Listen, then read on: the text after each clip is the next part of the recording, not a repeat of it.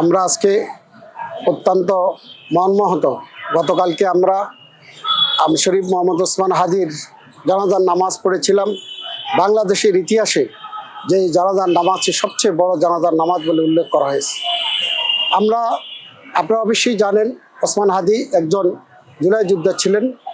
সাহসিকতার সহিত উনি নেতৃত্ব দিয়েছেন, কাজ করেছেন। জালেমের বিরুদ্ধে মজলুমের লড়াই হিসাবে সেই লড়াইকে বেছে নিয়েছিল, আন্দোলন সংগ্রামে নেতৃত্ব দিয়েছে।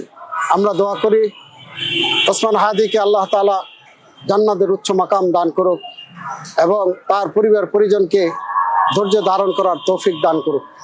আমরা দেশবাসীর কাছে আবারও আহ্বান জানাচ্ছি, ওসমান হাদি যে সাহসিকতার সহিত যে স্বপ্ন দেখেছেন, সে স্বপ্ন যেন আমরা বাস্তবায়ন করতে পারি, সে নিরিখে আমরা কাজ করছি। আমরা দেশবাসীকেও ওসমান হাদি এবং তার পরিবারের জন্য দোয়া করার জন্য অনুরোধ করছি। আমরা গতকালকেই জুলাই আন্দোলনের অগ্র সৈনিক, সাহসী যোদ্ধা শরীফ ওসমান হাদি ভাইকে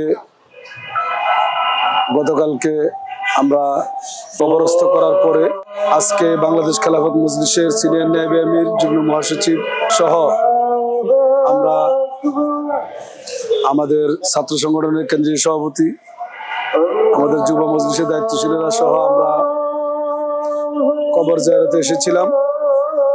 কবর জিয়ারত শেষে আমরা আল্লাহর কাছে দোয়া করতেছি, আল্লাহ রাব্বুল আলামিন শরীফ ওসমান হাদি ভাইকে জান্নাতের সুউচ্চ মাকাম দান করেন।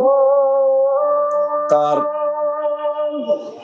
শোক সন্তপ্ত পরিবারের প্রতি আমরা সমবেদনা জানিয়েছি।